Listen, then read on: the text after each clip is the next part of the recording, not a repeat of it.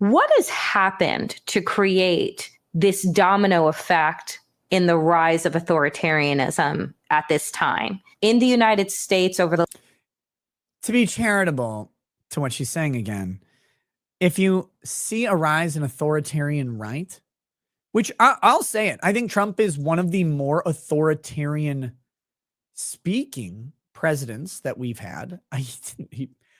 The practicality of his authoritarianism was remarkably low, but let's just say he pushed an authoritarian populist position. Okay, cool. So if you say the right has authoritarianism on the rise, I'll accept arguendo your premise.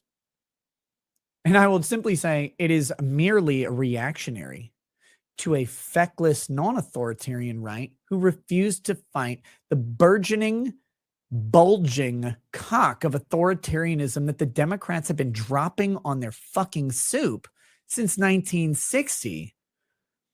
When the conservative majority got drowned out by authoritarian liberalism and the progressive movement getting its fucking wheels and then using it to run over the legs of anyone who stood in the way. And they did that from 1960 to about 2010 when the Republicans finally grew a goddamn spine. And from 2010 on, the Republicans were just looking for someone who would answer every question from the Democrats or a newscaster in one specific way. Fuck you. You're an idiot. Go away. We have work to do. That's what we wanted. If you want to answer for why authoritarianism on the right rose into prominence in populist candidate Donald Trump, it's because we were begging for someone to say, you guys are stupid. We have a goddamn country to run. Get out of here with your bullshit. I'm working. Go away, Susan. I'm working. Go away.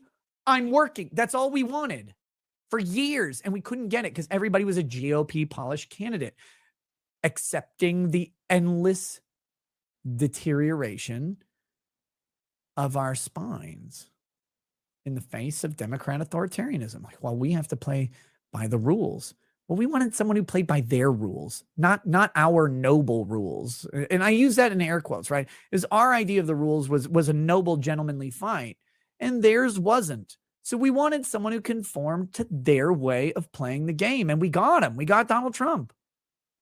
It was really refreshing for a lot of people. But the fact that they don't understand this is just still baffling to me.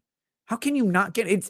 It's screaming in my face that this is how the country was going. And I'm not alone in this. I'm not the only pundit to ever say this. In fact, pundits were saying this well before 2010. And then they saw the Tea Party movement and they're like, holy shit. Yeah. People are motivated. They're tired of this. They're tired of these weak leaders capitulating and folding to everything the other side says. And I'll never forget when Glenn Beck says, you know what we want? What Republicans want? They want a fat guy with a mustard stain on his tie or his button-up shirt. Like they want a fat guy who was eating a hot dog, dripped some mustard on his shirt, and got up at the damn podium because he needed to get back to work. Because that's the guy that's like them. That's the guy who says we got work to do, we got a job to do. That's what they do in their work. I remember Glenn Beck saying that, and I was like, yeah. At the time, I thought it was going to be Chris Christie because he's fucking fat. But then it ended up being a different fat guy, Donald Trump.